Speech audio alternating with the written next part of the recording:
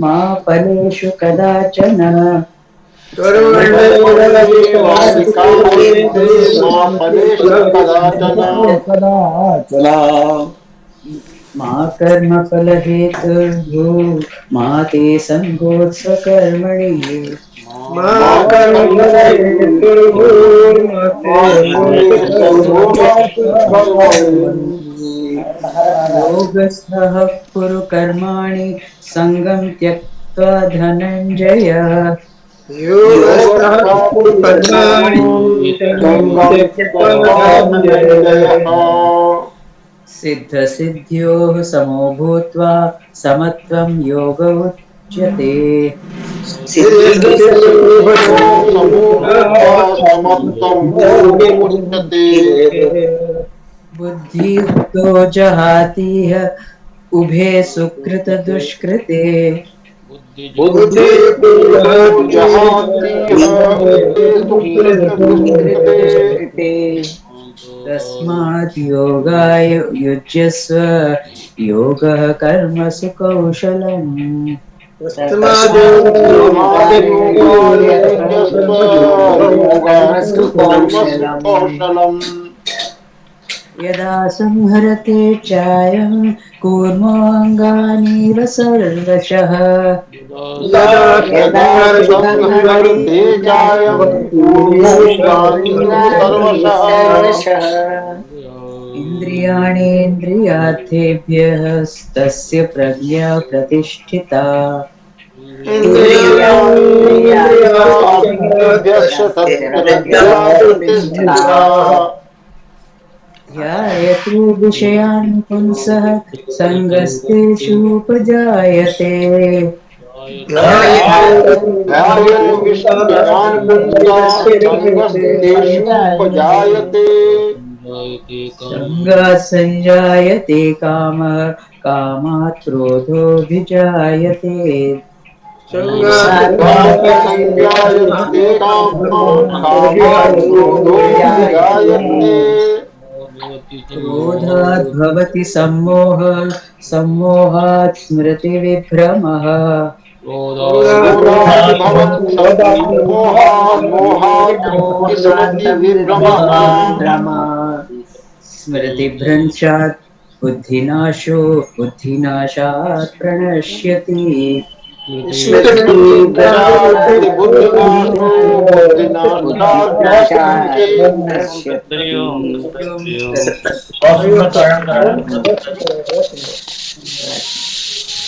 अति सुंदर वृंदा जी, धन्यवाद। बहुत बढ़िया। तो हम लोग पिछले सत्र में 45वें श्लोक पे थे। 42, 43 और 44वें श्लोक में भगवान ने बतलाया कि कुछ अविवेकी लोग सकाम कर्मों में लगे रहते हैं और जिस शोभायुक्त वाणी से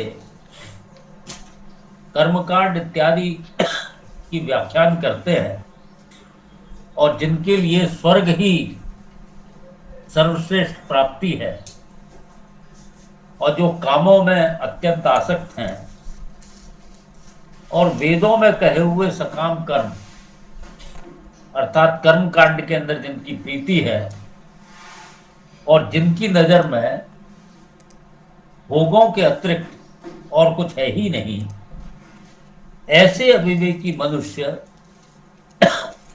जिस शोभायुक्त वाणी का उपयोग करते हैं जो कि जन्म मृत्यु रूपी बंधन को देने वाली है और वो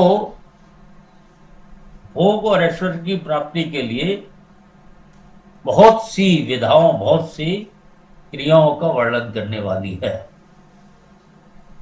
ऐसी जो शोभायुक्त वाणी से जिनका अंतःकरण हर लिया गया है, अर्थात वो ऐसी शोभायुक्त वाणी से ग्रसित हो गए हैं उन लोगों की, क्योंकि जब भोगों को ही हम सर्वश्रेष्ठ मानते हैं, भोगों में रचे पचे हैं, स्वर्ग को सर्वश्रेष्ठ मानते हैं, तो ऐसे व्यक्तियों की परमात्मा के अंदर निश्चयात्मक बुद्धि नहीं होती है, क्योंकि जीवात्मा के एक तरफ परमात्मा है और दूसरी तरफ संसार और सांसारिक भोग। अगर हम लोग सांसारिक भोगों की तरफ खिंचाव रखते हैं, आकर्षण रखते हैं, तो परमात्मा की तरफ हमारी निश्चयात्मक बुद्धि नहीं। ये भगवान ने 44वें श्लोक तक कहा। 45वें श्लोक के अंदर भगवान निष्काम होने की प्रेरणा करते हैं, मतलब कामनाओं से रहित होने की प्रेरणा करते हैं, क्योंकि 42 से 44 में जो श्लोक कहे गए हैं उसमें भगवान कहते हैं कि वो तो जन्म मृत्यु रूपी बंधन को देने वाला है। अब जन्म मृत्यु रूपी बंधन से मुक्त कराने वाला क्या है, यही बात 45वें श्लोक में कही है। त्रैगुण्य विषया वेदा निस्त्रैगुण्यो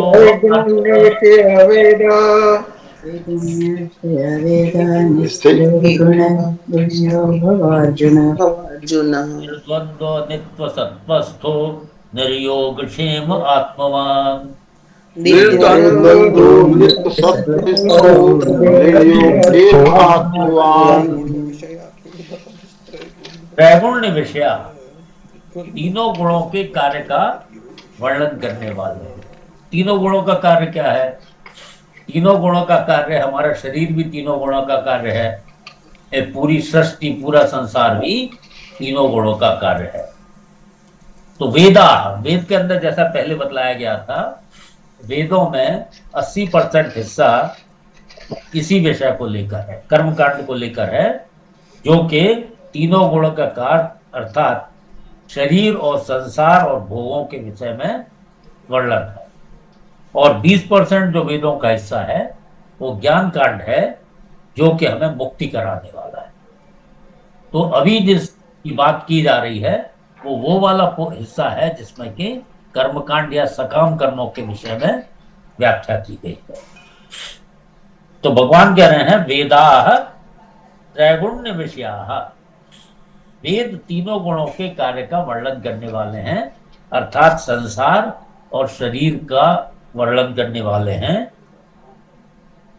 निस्त्रैगुण्य भव अर्जुन, ये जब पच्छेद करेंगे निस्त्रैगुण्य, ये ओ जो है वो विसर्ग में बदल जाएगा, भव अर्जुन, भवार्जुन भव अर्जुन, निस्त्रैगुण्य भव, हे अर्जुन तो तीनों गुणों से रहित हो जा, मतलब तीनों गुणों से ऊपर उठ जा।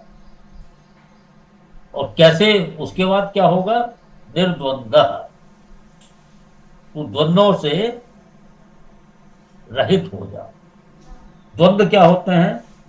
जय पराजय, राग द्वेष, लाभ हानि, ये सब द्वंद्व कहलाते हैं। तो भगवान यहाँ प्रेरणा कर रहे हैं कि तू इन द्वंद्वों से ऊपर उठ जा, नित्य सत्वस्थो, और निरंतर नित्य वस्तु परमात्मा में स्थित हो जा। नित्य मतलब निरंतर, सत्व मतलब वस्तु, स्थ मतलब स्थित होना। नित्य सत्वस्थो, कि नित्य वस्तु अर्थात परमात्मा, एक परमात्मा के अलावा और कोई नित्य वस्तु नहीं है। नित्य वस्तु का अर्थ है जो सदा एक रस रहती है, जिसमें कोई परिवर्तन नहीं होता, कोई विकृति नहीं होती, वही नित्य है। नित्य सत्वस्थ निर्योग क्षेम, और योग क्षेम की चाहना भी मत रख। निर्योग क्षेम, आत्मवान और परमात्मा परायण हो जा। तो यहाँ जो 45वें श्लोक के अंदर भगवान अर्जुन को प्रेरणा कर रहे हैं कि वेदों के जो सकाम कर्म वाला जो हिस्से हैं वो तो जन्म मृत्यु को देने वाले हैं, तो इनसे ऊपर उठ जा। संसार से ऊंचा उठने के लिए सॉरी, राग द्वेष आदि द्वंद्वों से रहित होने की बड़ी भारी आवश्यकता है। जब तक हम द्वंद्वों में फंसे हुए हैं कि राग है, राग द्वेष हानि लाभ सुख दुख, ये सारे द्वंद्व है। तो जब तक हम द्वंद्वों में फंसे रहते हैं तब तक हम परमात्मा के विषय में निश्चय नहीं कर पाते हैं, हमारी बुद्धि निश्चयात्मक नहीं हो पाती। और जब साधक निर्द्वंद होता है तभी वह दृढ़ होकर भजन कर सकता है। निर्द्वंद होने से साधक सुखपूर्वक संसार बंधन से मुक्त हो जाता है। अगर संसार में किसी भी वस्तु व्यक्ति आदि में राग होगा तो दूसरे व्यक्ति वस्तु में द्वेष भी होगा। राग द्वेष साथ साथ चलते हैं। अगर अंतःकरण के अंदर राग है तो अंतःकरण के अंदर द्वेष भी होगा। किसी चीज के अंदर वो प्रियता करेगा, किसी चीज के प्रति वो अप्रियता करेगा। किसी भोजन को की प्रति उसकी प्रियता होगी, किसी भोजन के प्रति उसकी अप्रियता होगी। किसी व्यक्ति के प्रति उसकी प्रियता होगी, उसको राग कहते हैं, और किसी व्यक्ति के प्रति उसका द्वेष भी होगा, तो उसको I don't like this person, ये क्यों यहां आ गया, इसको मुझसे दूर रखो, ये द्वेष हो गया। ऐसा होने पर भगवान की उपेक्षा हो जाएगी। कैसे उपेक्षा हो जाएगी? क्योंकि सब के अंदर ईश्वर का ही वास है। जब तक हमारा ये दृष्टिकोण नहीं बनता है कि सबके अंदर ईश्वर का वास है, तब तक ये राग और द्वेष से छुटकारा नहीं होगा। जब ये दृष्टिकोण बन जाएगा, उसी को ही सात्विक ज्ञान भी कहते हैं, जब ये दृष्टिकोण हो जाएगा कि जो जैसा भी है प्राकृतिक रूप से चाहे जैसा भी लग रहा है, लेकिन उसके अंदर अंतोगत्वा तो ईश्वर का ही वास है। परंतु जब साधक का भगवान में प्रेम हो जाए, सबको भगवत भाव से देखने लगेगा, जब भगवान के अंदर प्रेम हो जाएगा तब संसार से द्वेष नहीं होगा, प्रत्युत संसार से स्वाभाविक उपरति हो जाएगी। उपरति और संविच्छेद, उपरति को हमें समझना पड़ेगा। उपरति क्या होता है? जैसे पहले हम किसी चीज के, जैसे कोई विचार आया, हम पहले उसकी उपेक्षा करते हैं।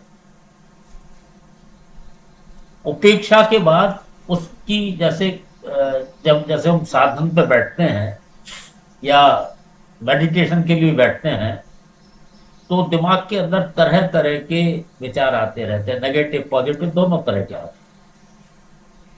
तो साधक को यह बतलाया जाता है कि इन विचारों की उपेक्षा करो, डोंट केयर। उपेक्षा के बाद फिर उदासीनता आ जाती है। उदासीनता का मतलब है कि दे डोंट डिस्टर्ब अस, उदासीन। उसके बाद नेक्स्ट स्टेज आती है उपरति। उपरति का मतलब हमारा उससे संबंध विच्छेद हो जाता है। तो जब साधक का भगवान में प्रेम हो जाता है तो संसार से द्वेष नहीं होगा, प्रत्युत संसार से स्वाभाविक उपरति हो जाए। स्वाभाविक उपरति मतलब संसार से जो अटैचमेंट है वो उसका अभाव हो जाएगा, उसी को हम उपरति कहते हैं। उपरति होने की पहली अवस्था जो मैंने बतलाया, जो उपेक्षा पहले आएगी, फिर उसके बाद उदासीनता आएगी, फिर उसके बाद उपरति हो जाएगी। और जब उपरति हो जाएगी तो हमारा जो अंतःकरण शुद्ध हो जाएगा, वो राग और द्वेष से रहित हो जाएगा। और जब राग द्वेष से रहित, क्योंकि जो द्वंद्व है उनमें राग द्वेष ही प्रमुख है, तो जब राग द्वेष से रहित हो जाएगा, वो स्थिति होती है निर्द्वंद, कि हम द्वंद्वों से परे हो गए। नित्य सत्वस्थ। द्वंद्वों से रहित होने का उपाय यह है कि जो नित्य निरंतर रहने वाला सर्वत्र परिपूर्ण परमात्मा है, तो उसी में स्थित रहे। अगर परमात्मा में हमारी स्थिति बन जाती है तो द्वंद्व अपने आप समाप्त हो जाए। यानी योग क्षेम, तो योग और क्षेम की भी इच्छा मत कर, क्योंकि भगवान कहते हैं कि जो मेरे परायण हो जाता है उसका योग क्षेम का वहन मैं करता हूं। योग का अर्थ है अप्राप्ति की प्राप्ति, जो हमारे पास नहीं है उसकी प्राप्ति। क्षेम का मतलब है कि जो प्राप्त वस्तु है उसकी रक्षा।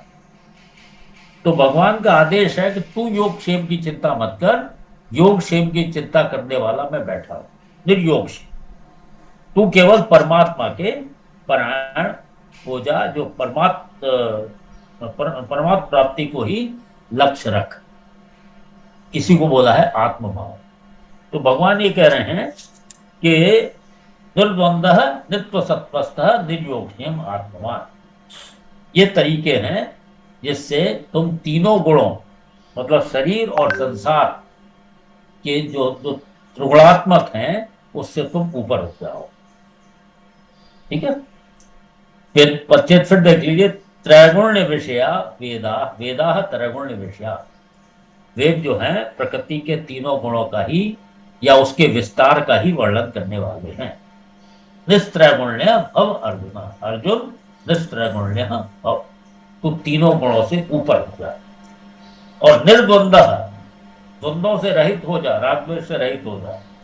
नित्य सत्वस्थो, नित्य वस्तु परमात्मा में स्थित हो जा। निर्योग क्षेम, अपने योग और क्षेम की भी परवाह मत कर। आत्मवान, भगवान के परायण होकर रह। त्रैगुण्या विषया वेदा, निस्त्रैगुण्यो भव अर्जुन। त्रैगुण्य विषया वेदा निस्त्रिगुण्यो भवार्जुन। निर्द्वंद्वो नित्य सत्वस्थो निर्योग क्षेम आत्मवान। निर्द्वंद्वो नित्य सत्वस्थो निर्योगक्षेम आत्मवान। सब लीजिए। त्रैगुण्य विषय, त्रैगुण्य विषया वेदा नैष्कर्म्यो भवार्जुन। निर्द्वंद्वो नित्य सत्वस्थो निर्योगक्षेम आत्मवान। निर्योगक्षेम आत्मवान। अब भगवान अगले श्लोक में बतला रहे हैं कि जब तीनों गुणों से रहित और निर्द्वंद आदि हो जाने से तो उसका क्या प्रभाव पड़ेगा। जब तीनों गुणों से रहित हो जाता है, जो गुणातीत व्यक्ति होता है, वो सिद्ध व्यक्ति है। उसको संसार से कोई मतलब नहीं है। यही अगले श्लोक, जो हम यज्ञ दान तप आदि क्रिया करते हैं, वो भी इसके लिए आवश्यक नहीं है। वो करेगा, क्यों करेगा, ये भी हम बात करेंगे। यावानर्थ उदपाने,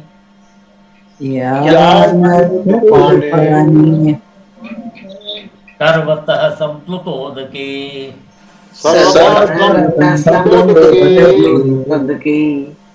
तावान् सर्वेषु वेदेषु ब्राह्मणस्य विजानतः।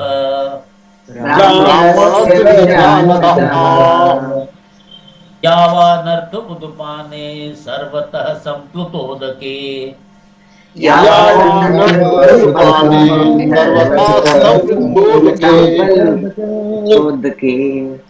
तावान् सर्वेषु वेदेषु ब्राह्मणस्य विजानतः।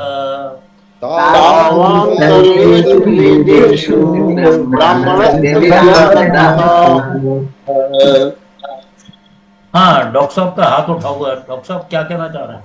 जी सर, सर ये भगवान ने जो 45वें श्लोक में कहा है जी, गुणातीत भव अर्जुन, हाँ, आप इसके संबंध में ये है कि भगवान 18वें अध्याय के 40वें श्लोक में कहे हैं, पृथ्वी में या आकाश में अर्थात देवताओं में तथा इसके सिवा कहीं भी ऐसा कोई सत्य तत्व नहीं है प्राणी जो प्रकृति के इन तीनों गुणों से रहित हो। जी, तो जी, आप तो प्रॉब्लम में आ गए ना। आप तो कोई प्रॉब्लम नहीं है। जो तीन गुण जो है प्रकृति का कार्य है, प्रकृति से अतीत होना, मतलब परमात्मा की प्राप्ति होना, प्रकृति से संबंध विच्छेद कर लेना, अर्थात शरीर और संसार से संबंध विच्छेद कर लेना। संबंध विच्छेद का मतलब यह है कि उनमें कोई अटैचमेंट ना रखना। तो प्रकृति और संसार और शरीर से सब संबंध विच्छेद हो जाएगा, तो उस समय हमारी क्या स्थिति होगी। वहां जो 18-40 के अंदर जो वर्णित है, उसमें प्रकृतिस्थ पुरुष है, या जो प्रकृति के अंतर्गत सारी चीजें आ रही हैं, कि प्रकृति के अंदर ऐसी कोई वस्तु नहीं है जो प्रकृति के तीनों गुणों से युक्त ना हो। लेकिन प्रकृति के जो परे जो चीज है, जो परमात्म तत्व है वो तो प्रकृति के इन तीनों गुणों से अतीत है।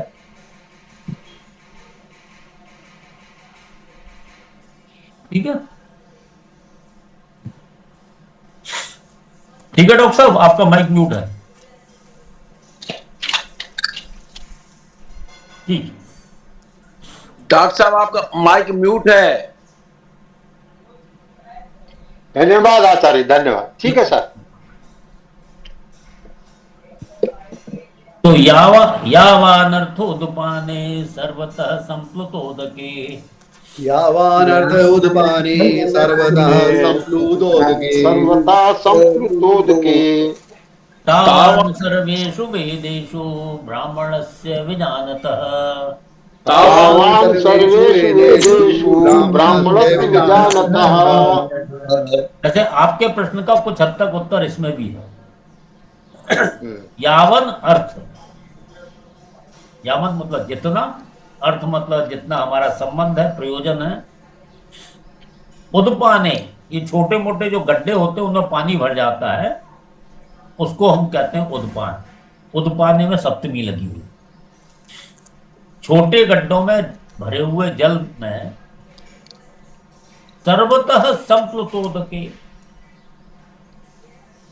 सब परिपूर्ण महान जलाशय के प्राप्त होने पर, सर्वतः मतलब सब तरफ से, सर्वतः संप्लुतोदके, सब तरफ से परिपूर्ण महान जलाशय के प्राप्त होने पर, उदपाने यावन अर्थ, छोटे गड्ढों में भरे जल में जितना प्रयोजन रहता है, अगर आपके पास बहुत बड़ा जलाशय है तो गड्ढों के पानी में, जो आसपास के गड्ढों में जो पानी भरा हुआ है, उससे आपका कितना प्रयोजन होता है।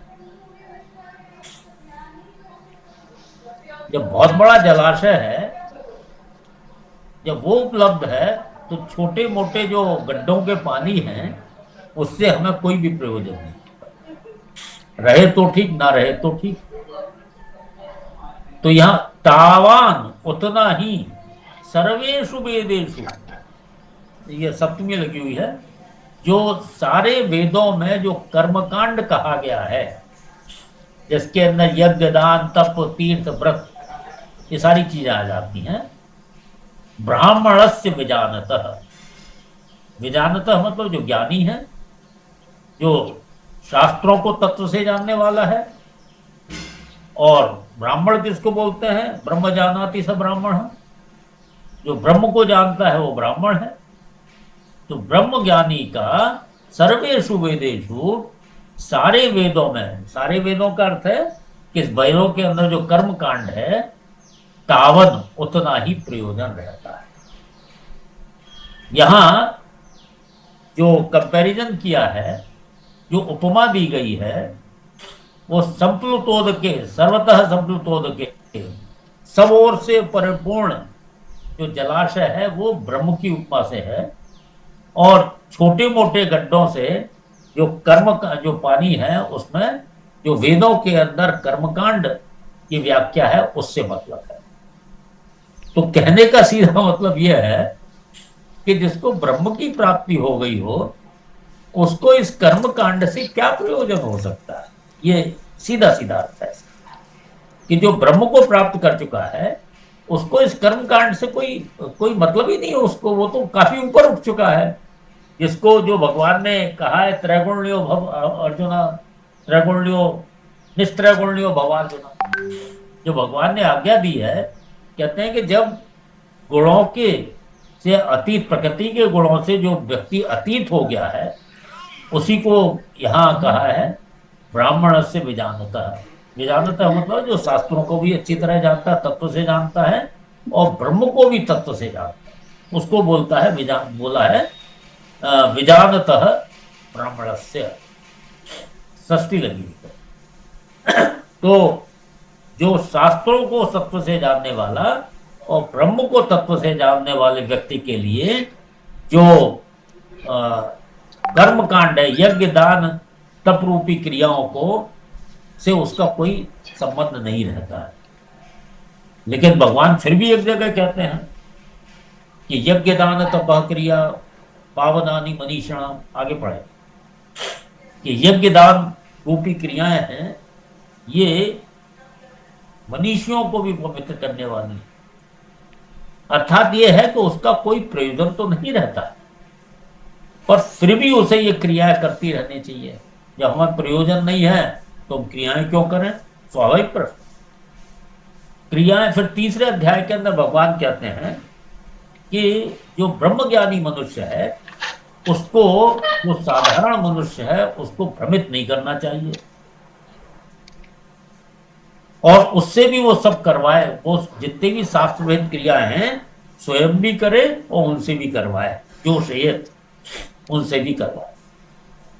तो ये जो ब्रह्मज्ञानी मनुष्य हैं, जो ये क्रियाएं यज्ञदान इत्यादि करते हैं, वो अपने पीछे चलने वाले जो उनके अनुयायी हैं उनके मार्गदर्शन के लिए करते हैं। उनका उनसे कोई भी उससे कोई प्रयोजन नहीं है, लेकिन वो प्रयोजन ना होने के बावजूद भी वो इसलिए करते हैं कि जो साधक है, जो अभी तक ब्रह्मज्ञानी नहीं हुआ है, वो साधक को रास्ता बताते हैं कि रास्ता यही है कि आप इन क्रियाओं के द्वारा, वो सकाम कर्म की बात नहीं हो रही है, यज्ञ दान तप आदि जो क्रियाएं हैं इनके द्वारा तुम परमात्मा की प्राप्ति करो। यज्ञ कैसे करो कि यज्ञ जो है करना मेरा कर्तव्य है, इस भाव से यज्ञ करो। दान कैसे करो कि दान देना मेरा कर्तव्य है, और इसी प्रकार से तप, अपना कर्तव्य भाव से ये काम करने से जो साधक है वो भी किसी न किसी दिन ब्रह्मज्ञानी हो जाएगा। तो जो ब्रह्मज्ञानी मनुष्य है उसको ये क्रियाएं इसलिए करनी चाहिए ताकि उसके पीछे चलने वाले, क्योंकि अब होता क्या है, ब्रह्मज्ञानी हो गया उसके लिए तो कोई कार्य शेष बचा नहीं, वो तो अपना बैठा हुआ है, जो भी है वो ब्रह्म में स्थित है। अब उसके जो अनुयायी है वो कहेंगे भी महाराज जी तो बैठे रहते हैं, तो हम भी बैठे रह जाए। तो उनके मार्गदर्शन के लिए ये सारी क्रियाएं उन्हें करते रहना चाहिए। ये मुझे देख ले, यावन अर्थ उद्पाने सर्वतः संप्लुतोदके तावान सर्वेषु वेदेषु ब्राह्मणस्य विजातः। यावानर्थ उद्पाने सर्वतः संप्लुतोदके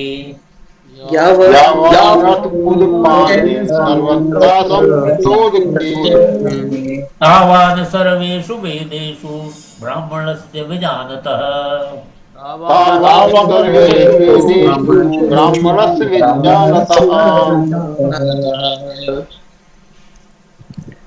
जी, अमिताभ जायसवाल। प्रणाम सर। प्रणाम।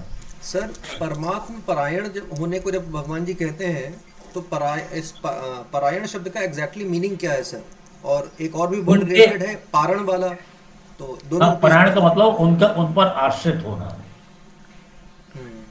परमात्मा परायण मतलब परमात्मा पर आश्रित होना। आश्रय केवल परमात्मा का, संसार को कोई आश्रय नहीं। शरणागत। हाँ अमिताभ जी, स्पष्ट हो गया सर? इसका एक अगर नियरेस्ट इंग्लिश वर्ड सर ढूंढे तो क्या बन सकता है? आश्रित होना तो कठिन शब्द नहीं है, डिपेंडेंट, टोटली डिपेंडेंट ऑन। अच्छा अच्छा सर, जैसे शायद शिशु होता है अपनी माँ के ऊपर। हाँ बिल्कुल बिल्कुल वैसे। ठीक। और सर पारण जो शब्द होता है उसका भी थोड़ा सा एक्सप्लेन कर दीजिए। जैसे गीता का पारण, गीता का पारण कर रहे हैं ना हम लोग, तो वो पारण शब्द भी पारायण मतलब पारायण है वो शब्द। पारायण मतलब है उसका उच्चारण करना, उसे ठीक से बोलना, ये पारायण जो हम रोज जी श्रीमान जी। जी सर, धन्यवाद सर। पारण तो आज हम लोग कर रहे हैं रात्रि का पारण।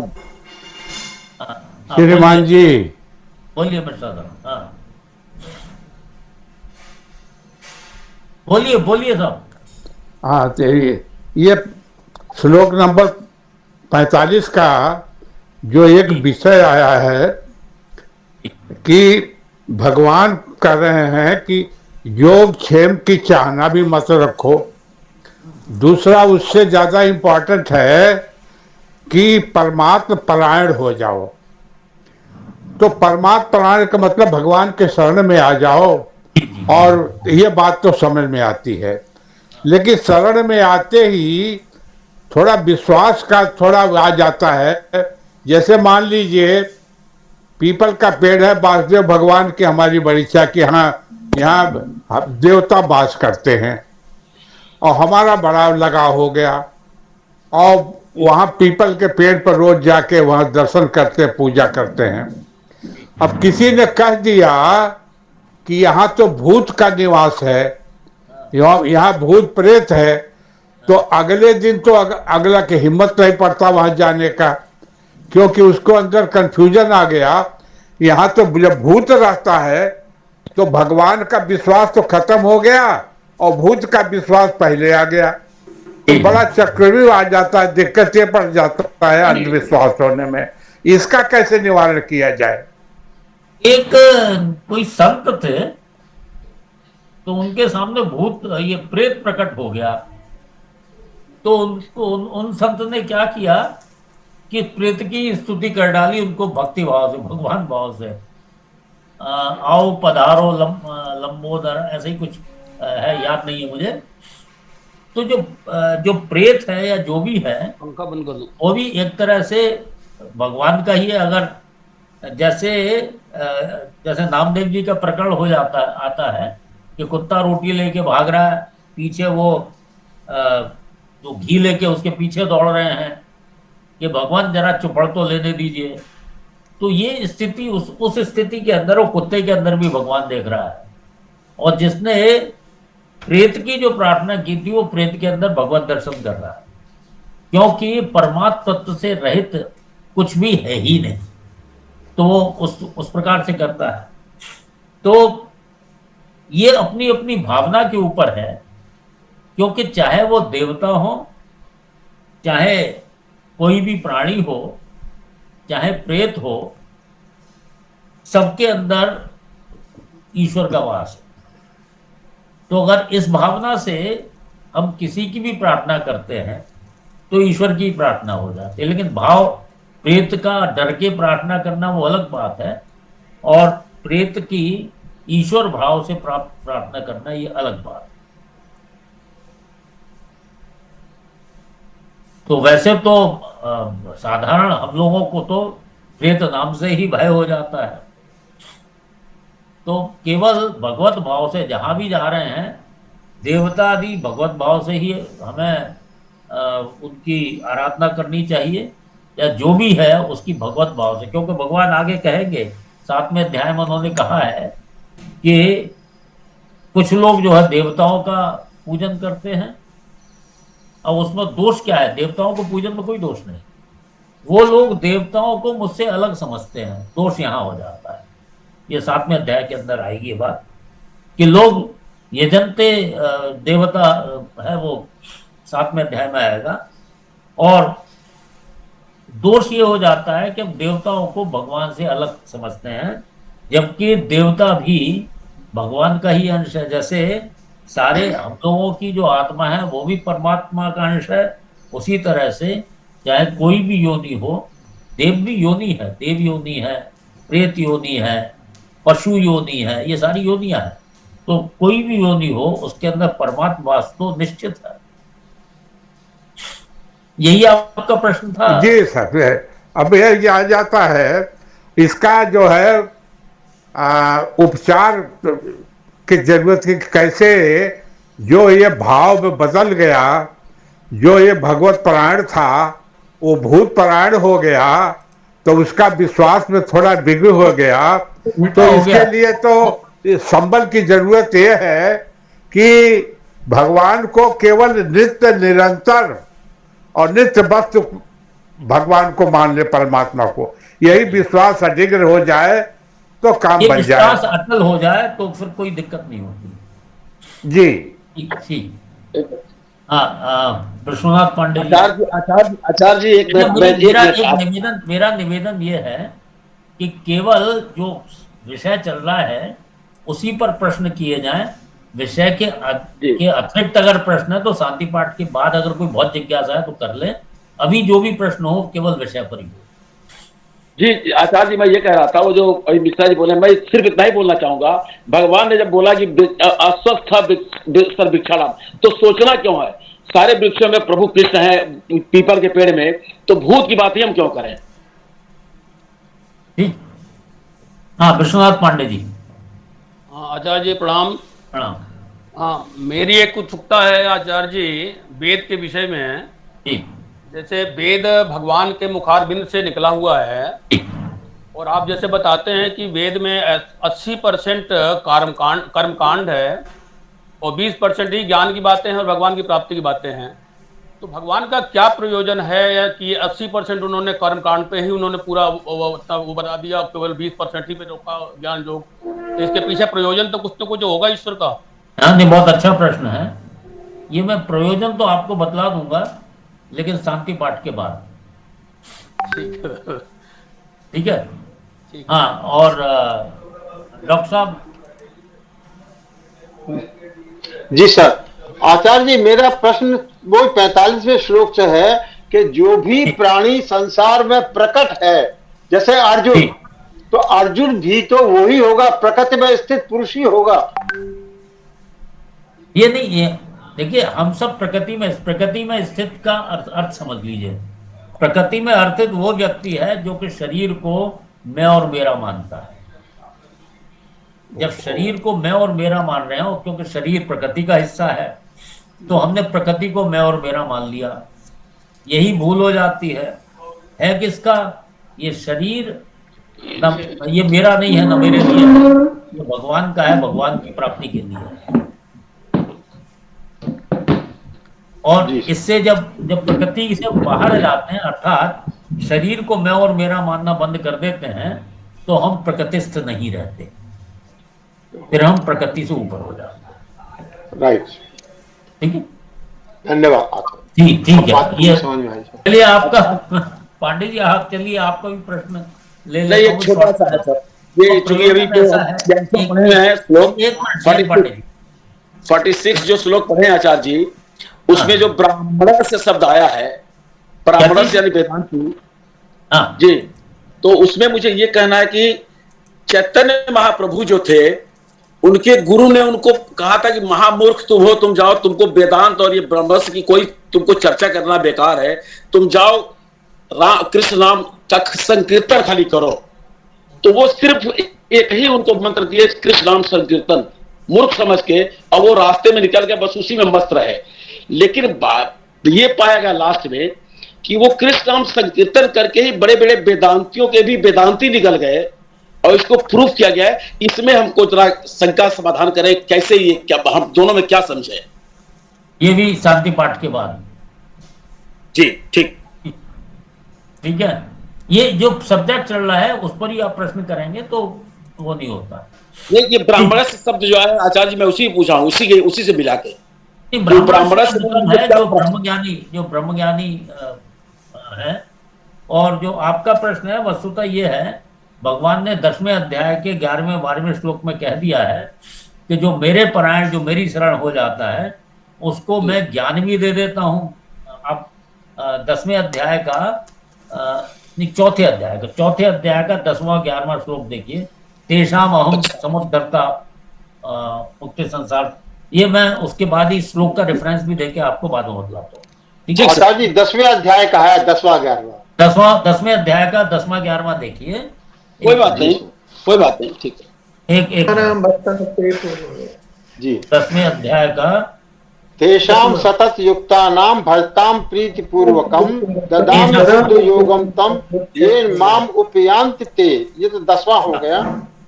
और 11वें में आया, तेषा में वानु कंपार्थम अहम अज्ञानजम तमः नाशया में आत्मभाविस्थो ज्ञान दीपेन भास्वता।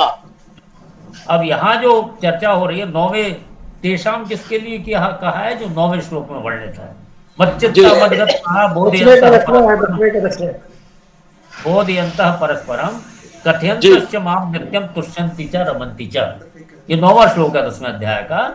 और ऐसे लोगों के लिए उन्होंने कहा, तेषाम सतत युक्तानाम भजताम प्रीति पूर्वकम ददामि बुद्धि योगम तम। मैं उनको बुद्धि योग दे देता हूँ। तम ये माम उपयांते, जिससे कि वो मुझे प्राप्त कर लेते हैं। फिर आगे लिखते हैं तेषाम एवानुकंपार्थम अहम अज्ञानजम तमः नाशयामि आत्मभावस्तः ज्ञान दीपेन भास्वता। तो बुद्धि योग, ज्ञान योग मतलब कर्म योग, ज्ञान योग, ये जितने भी योग हैं वो भगवान अनुकंपा करके उनको दे देते हैं। जो 9वें श्लोक में जिन लोगों की बात कही है, जो मुझ में ही चित्त लगाए रहते हैं, जो मदगत प्राणा, मुझ में ही प्राणों को अर्पण कर देते हैं और परस्परम बोधयंता, मेरे गुणों का ही गान करते हैं, जो कीर्तन इत्यादि की आप बात कर रहे हैं, उस पर 10वें और 10वें अध्याय का 10वें और 11वां श्लोक जब आप अध्ययन करेंगे तो आपको ये स्पष्ट हो जाएगा। इसका मतलब हम आचार्य महाराज भक्ति योग से सब कुछ सिद्ध हो सकता है। बिल्कुल जी, धन्यवाद सर। चलिए, हाँ, मेरा फिर मैं दोबारा से कहूंगा, अब मैं वो प्रश्न नहीं लूंगा जो कि संदर्भ के नहीं है। संदर्भ से रहित जो श्लोक हैं वो आप शांति पाठ के बाद कर सकते हैं अगर बहुत जिज्ञासा है, वैसे तो आगे सब आ ही जाएगा। ठीक है, तो भगवान ये कह रहे हैं क्योंकि उसमें फिर वो काफी विषयांतर हो जाता है, जो फ्लो है वो समाप्त होता है। यावानर्थ उदपाने सर्वतः संप्लुतोदके, यावानर्थ उदपाने सर्वथा संप्लुतोदके, तावान सर्वेषु वेदेषु ब्राह्मणस्य विजानतः, तावान सर्वेषु ब्राह्मणस्य विजानतः। अब भगवान जो है जी, भगवान ने 39वें श्लोक में जिस समता का वर्णन किया है या अर्जुन को प्रेरित किया है, अब आगे के श्लोक में उसकी प्राप्ति के लिए किस तरह से कर्म किया जाता है, कर्म करने की वो आज्ञा देता है। ये श्लोक जो है अगला, ये बहुचर्चित श्लोक है। आप में से अधिकतर लोग इसको जानते होंगे, लेकिन इसका पूरी तरह से भाव कितने लोग समझते हैं हम नहीं कह सकते। इसका भाव अलग है। तो नॉर्मली कह देते हैं कि बड़ा कर्मयोगी है, कर्मण्यवाधिकारस्ते मा फलेषु, बड़ा उद्धृत कर देते हैं, लेकिन आज इसको समझते हैं। कर्मण्यवाधिकारस्ते मा फलेषु कदाचन, मा कर्म फल हेतुर्भूर्, माते संगोस्त्व कर्मणि, कर्मण्येवाधिकारस्ते मा फलेषु कदाचन,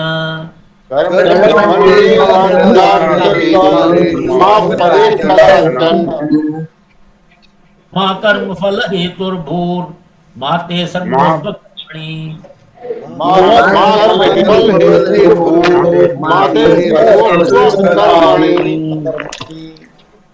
पहले पच्छेद देखते हैं। कर्मणि एव अधिकारः ते, कर्मणि और एव का जब संयोग किया है तो यण संधि लग के यह आ गया है। एव अधिकारः सा विसर्ग में बदलेगा ते, तेरा कर्म परि, ते मतलब तेरा, तेरा कर्म पर, कर्मणि सप्तमी है, कर्म पर अधिकार है। ते कर्मणि एव अधिकार है, तेरा कर्म पर ही अधिकार है, अर्थात कर्म करने के लिए स्वतंत्र है। मा फलेषु कदाचन, फलेषु कदाचन, मां, मां मतलब नहीं, फल पर कभी नहीं। मां कर्म फल हेतु भू, कर्म फल हेतु हो मां भू, मां मतलब मत हो, भू मतलब होना, तो कर्म फल का हेतु भी मत हो। माते संगः अस्तु अकर्मणि, संगः अस्तु, ये जो वा जो है वो ऊ की वजह से यण संधि से बना है। संगः अस्तु अकर्मणि, और तेरी कर्म ना करने में भी आसक्ति ना हो।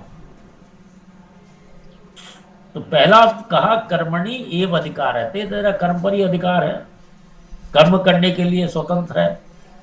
मां फलेषु कदाचन, और तेरा फल पर कोई, क्योंकि वो तेरा अधिकार क्षेत्र नहीं है, फल पर तेरा कोई अधिकार नहीं है। कहने का अर्थ है कि फल तो मेरे विधान से मिलेगा, फल देने वाला मैं हूं। कर्म फल हेतु मां हूं, कि तू कर्म फल का हेतु मत बन। कर्म फल का हेतु हम कब बनते हैं? जब हम सकाम कर्म करते हैं तो हम कर्म फल का हेतु मतलब कारण, तो हम कर्म फल का कारण बन जाते हैं। सकाम कर्म करने से ही कर्म फल के हेतु बनते हैं। अगर हम निष्काम कर्म करें तो हमारे सारे कर्म अकर्म हो जाते हैं, फलदायी नहीं रहते हैं। इसीलिए उन्होंने कहा कि मां कर्म फल हेतु भू, तू कर्म फल का हेतु मत बन, अर्थात तू सकाम कर्मों को त्याग, निष्काम कर्म कर। अब प्रश्न उठता है, जब मैं कोई फल पे मेरा कोई अधिकार नहीं है तो मैं कर्म करूं ही क्यों? ये प्रश्न उठ जाता है। जब फल पे मेरा अधिकार नहीं है तो मैं कर्म करूं ही क्यों? उसके लिए वो कहते हैं माते संगह अस्तु अकर्मणि, तेरी कर्म न करने में भी आसक्ति ना हो, अर्थात कर्म तो तुझे करना ही होगा। कर्म ना करने से क्या होगा कि वो तामसी हो जाएगा, वो आलस्य प्रमाद में पड़ा रहेगा। तो तेरी कर्म, क्योंकि फल पर तेरा अधिकार नहीं है इसलिए कर्म नहीं करना है, ये सोच गलत है। तुझे कर्म तो करना ही पड़ेगा, करना ही चाहिए। इसको और आगे चलते हैं। ये पश्चित समझ आ गया। कर्मणि एव अधिकारस्ते मां, मां मतलब मत नहीं, फलेषु कदाचन मां कर्म फल हेतु। ये जो रेफ लगा है भू के ऊपर वो विसर्ग में बदला, और फिर मां के ऊपर जो रेफ है वो भी विसर्ग में बदला। भू मां ते संगह अस्तु अकर्मणि, तो कर्तव्य करने में ही तेरा अधिकार है, फलों में कभी नहीं। अतः तू कर्म फल का हेतु मत बन, और तेरी कर्म न करने में भी आसक्ति ना हो। अब प्राप्त कर्तव्य कर्म का पालन करने में ही तेरा अधिकार है, तो इसमें तू स्वतंत्र है। कारण कि मनुष्य कर्म योनि है, मनुष्य के सिवाय दूसरी कोई भी योनि नया कर्म करने के लिए है ही नहीं। जितने भी मनुष्यतर योनियां हैं, मनुष्य के अतिरिक्त जो योनियां हैं, वो सारी भोग योनियां, जो चाहे पशु पक्षी व देवता भी भोग योनि। तो मनुष्य ही केवल एक ऐसी योनि है जिसमें नए कर्म भी करते हैं और पुराने कर्मों का भोग भी भोगते हैं। ये एक विशेष बात है। पुराने कर्मों का फल भोग प्रारब्ध के रूप में आता है। प्रारब्ध का अर्थ है कि वो अनुकूलता, अनुकूलता, प्रतिकूलता, हानि लाभ, जिसको शीतोष्ण बोलते हैं, कि कभी अनुकूलता है, कभी प्रतिकूलता है, कभी हानि है, कभी लाभ है। तो इस रूप में पुराने कर्मों का अर्थात प्रारब्ध का भोग आता है। आप देखते होंगे कि कुछ लोग बहुत कुछ, मतलब लगभग कुछ नहीं कर रहे हैं, लेकिन फिर भी उन्हें सब कुछ उपलब्ध है। ये प्रारब्ध है। जो 4 पुरुषार्थ बतला गए हैं, अर्थ धर्म काम मोक्ष, ये 4 पुरुषार्थ बतलाए गए। इसके अंदर अर्थ और काम, अर्थ मतलब है जो लाभ वगैरह इत्यादि होता है, काम मतलब भोग। तो जो लाभ होता है या हानि होती है और जो भोग होते हैं, इसमें प्रारब्ध की मुख्यता कही गई। ये पिछले जन्म में जो हमने कर्म किए हैं उसके फलस्वरूप जो प्रारब्ध बना, उसकी मुख्यता होती है किसमें? अर्थ और काम। और अर्थ धर्म, हाँ, धर्म काम मोक्ष। अब धर्म और मोक्ष के अंदर इसमें पुरुषार्थ की मुख्यता है।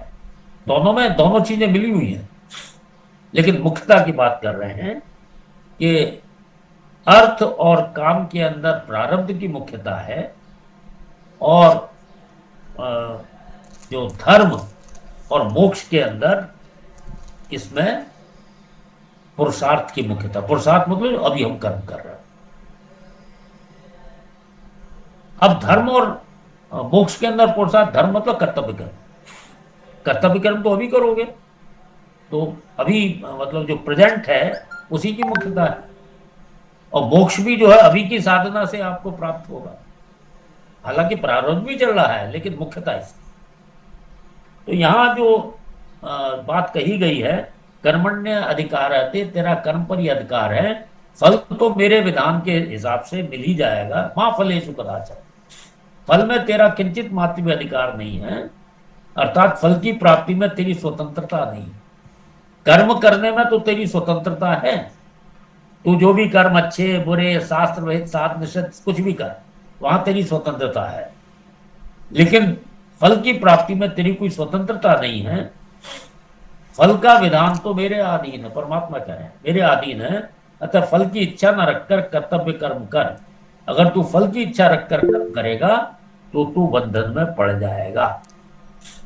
मां फलेषु कदाचन, तो ये निष्काम कर्म की ओर प्रेरणा दी जा रही है कि फल की इच्छा मत रखो। अब कर्म किया है तो फल कहां चला जाएगा? गेहूं बोया तो गेहूं तो उगेगा, तो फल में कोई दिक्कत नहीं है। जब कर्म कर रहे हैं उसमें फल की प्राप्ति हो रही है, उसमें कोई दिक्कत नहीं है, लेकिन फल की कामना रख के कर्म करना दिक्कत वहां है। कामना का त्याग है, फल की इच्छा का त्याग है। उसके बाद भगवान ने बोला मां कर्म फल हेतुर्भू। अब वो जैसे बतलाया कि फल का हेतु जब बनते हैं जब हम सकाम कर्म करते हैं।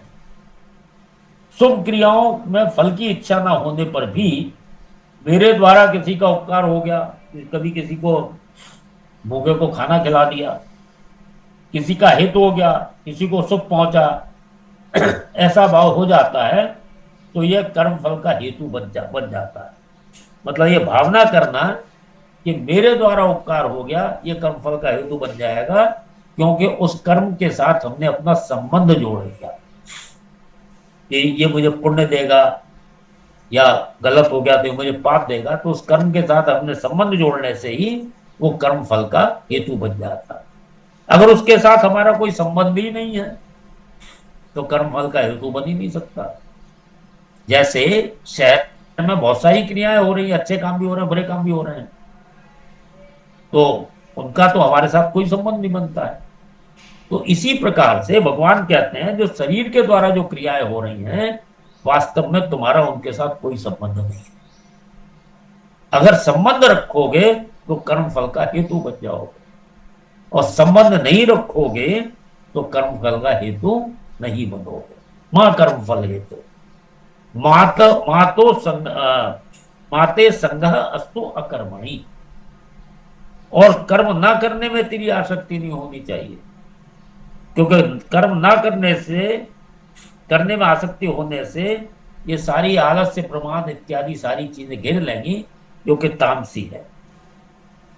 कर्म फल में आसक्ति रहने से जैसा बंधन होता है, वैसा ही बंधन कर्म न करने में आलस्य, प्रमाद आदि से होता है। तो यहां भगवान ने वार्निंग दे दी कि भाई फल जब कह दिया कि तेरा फल पे अधिकार नहीं है, ये बात तो सही है, अधिकार नहीं है, लेकिन मेरे विधान के हिसाब से फल तो मिलेगा, लेकिन इच्छा करने से तू बन जाएगा। और अगर तू सोचता है कि मैं कर्म ही क्यों करूं, तो वहां वार्निंग दे दी माते संगोस्तु कर्मणि, तेरी कर्म ना करने में भी कोई आसक्ति नहीं होनी चाहिए। तो आज यहीं तक, अगले सप्ताह में आगे चलेंगे। तो इस प्रसंग से संबंधित कोई प्रश्न हो तो कर लीजिए। जी सर, मैं करूं? ठीक। इसमें आवाज आ रही सर। इसमें अभी आपने बोला कि फल पाने में भगवान का ही पूरा वो है, और कर्म करने में हम थोड़ी सी स्वतंत्रता हमको है। पर मुझे सर इसमें और भी ज़्यादा डेप्थ दिखाई पड़ रही है। हम कर्म भी जैसा करें ले दे करके वो भी मतलब जैसा करेंगे वैसा भोगना तो पड़ेगा ही सर। तो बेसिकली फिर कर्म करने में भी हम उतने फ्री हैं नहीं, भले ही हमको लग रहा हो कि हाँ हम चाहे पढ़ाई कर लें चाहे टीवी देख लें टाइप से, मतलब क्या प्रश्न क्या है? प्रश्न ये है सर कि भले ही शब्दों से ऐसा दिखाई पड़ रहा हो कि कर्म करने में स्वतंत्रता है, पर वैसी है नहीं सचमुच में। क्या मैं इस ठीक सोच रहा हूँ? नहीं, बहुत अच्छा विषय है, लेकिन ये बड़ी अहम विषय है जिसको हम कहते हैं फ्रीडम। और अगर बहुत ज्यादा में जाओगे, अभी तो जो कह रहे हैं वही समझो जी। बहुत ज्यादा जब गूढ़ता में जाते हैं तब इसकी चर्चा हो सकती है, इस स्टेज पर नहीं। ठीक सर। और एक लास्ट सर था कि उन दोनों शब्दों में सिर्फ अ की मात्रा का ही फर्क है ना, परायण और पारायण। जी जी जी धन्यवाद। जी जी प्रणाम सर। पारण भी होता है। हाँ, क्या होता है आचार्य जी?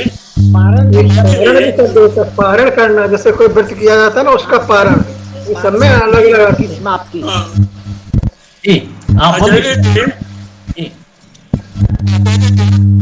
मेरा एक प्रश्न है। हेलो, आवाज की आवाज स्पष्ट नहीं आ रही है, माइक पास पर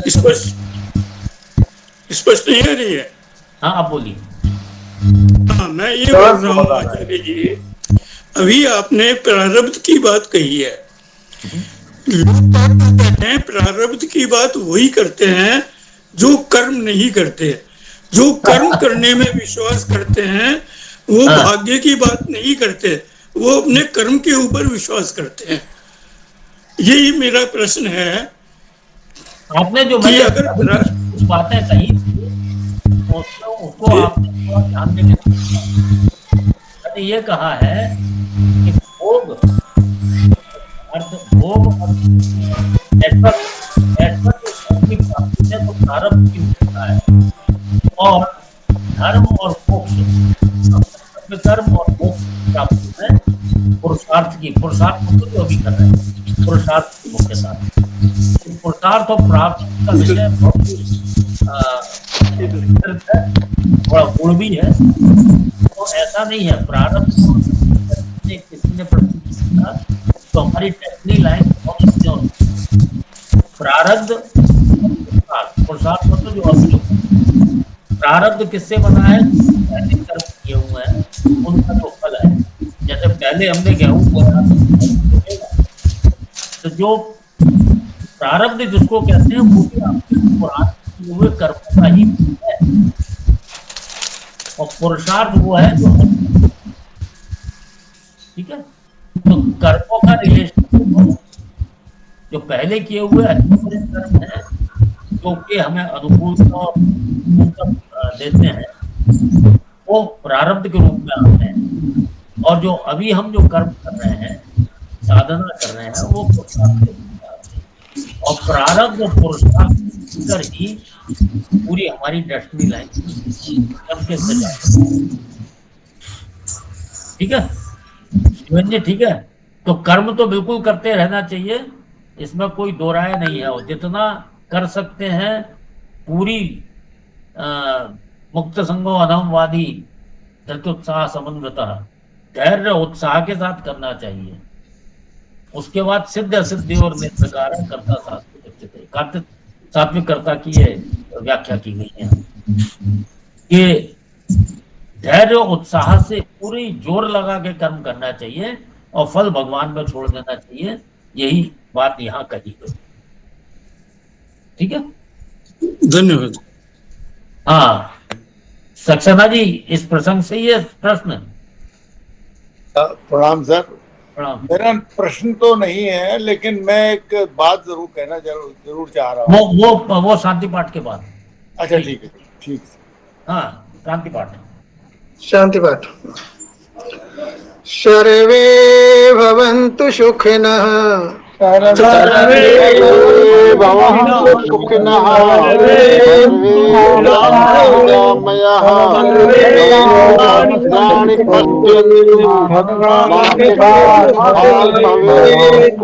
पश्यन्तु शांति शांति। नमो नमः। हाँ अब जो है कृष्णनाथ जी का प्रश्न था, कृष्णनाथ जी प्रश्न दोबारा कर लीजिए।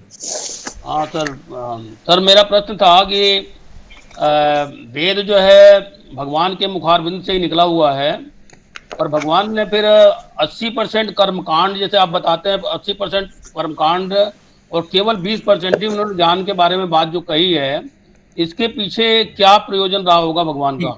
हाँ ठीक है।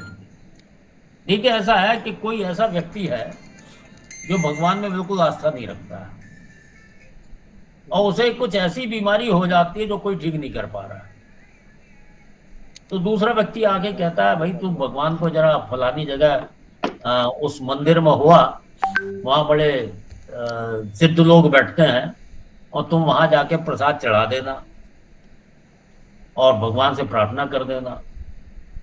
तो व्यक्ति वहां जाता है, व्यक्ति जाकर वहां वही सब कर देता है और जो साधु संतों से भी मुलाकात कर लेता है और उसको लगता है कि अब मेरा रोग पहले से कम हो गया है। तो क्या हुआ, जो नास्तिक व्यक्ति था उसमें थोड़ी आस्तिकता आई कि नहीं आई? बिल्कुल आई। फिर वो जो भी तकलीफ होता है वो धीरे धीरे भगवान के पास जाने लगता है, कुछ बोली बोलने लगता है कि ये काम मेरा हो गया तो मैं ये करूंगा, ये अच्छा काम करूंगा। आस्तिकता और बढ़ी। मान लीजिए उस नास्तिक व्यक्ति को हम कहें कि परमात्मा है, इसको मान लो, तो क्या वो आसानी से मानने वाला है? तो ये जो सकाम कर्म जो है वो एक रास्ता है कि हम लोग भगवान में कितनी आस्था रखते हैं। अगर नहीं भी रखते हैं तो जब हम सकामता से कुछ कर्म कर लेते हैं तो लगता है कि भी कोई शक्ति है, कोई है जो सबको नियंत्रण में रखे हुए है, तो उससे हमारी आस्था विकसित होती है, सकाम कर्मों से विकसित हो रही है। ये मैं दोबारा कह रहा हूं, धीरे धीरे जब आस्था बढ़ने लगती है तो मन में एक जिज्ञासा होती है कि इससे भी कोई बेहतर चीज है, क्योंकि सकामता से उसको कर्म उसने किए, उसका फल भी उसको मिल रहा है। तो उसने कर्मकांड किया कि भाई मुझे धन धान्य की प्राप्ति हो जाए, तो उसको फल मिला, तो उसकी आस्था बढ़ी और धीरे धीरे वो जिसमें बिल्कुल आस्था नहीं थी वो आस्थावान हो। आस्थावान हो जाने के बाद अब उसको जिज्ञासा हुई कि यार ये तो सब नश्वर चीजें हैं, ये मिलती हैं और थोड़ी देर के लिए खुशी होती है, उसके बाद फिर वैसे ही हो जाता है। 2 लाख रुपए चाहे थे, 2 लाख रुपए मिल गए, थोड़ी देर खुशी हुई, फिर सामान्य सा हो गया। तो क्या कोई ऐसी भी वस्तु है जो मुझे निरंतर सुख दे सकती है? तो वो उसकी खोज में निकलता है, वहां से उसकी निष्कामता प्रारंभ होती है। स्पष्ट हुआ आपका प्रश्न? जी सर, जी सर, बिल्कुल, बहुत बढ़िया सर, थैंक यू जी। हाँ, पीएन पांडे जी, मेरा प्रश्न संस्कृत से रिलेटेड, इसलिए मैंने इस टाइम में कर रहा हूं, उधर नहीं किया था। सर एक चीज बताइए, कर्म फल जो है, जो अभी हम पढ़े कर्मणे वाधिकारस्ते, ये कर्म फल तो एक कर्म का एक ही फल मिलता होगा, कई फल तो नहीं मिलते होंगे हमको लगता है। तो फलेशु शब्द की व्याख्या चाहते हो? नहीं सर, मैं चूंकि भगवान ने एक शब्द और आगे बोला है, मुझे याद है कि आपने ही पढ़ाया था कि वहां बोल रहे हैं युक्त कर्म फलम त्यक्त्वा, वहां एक वचन बोल के उसका फल भी दे रहे हैं लास्ट में, अयुक्त काम कारण फले सक्तो।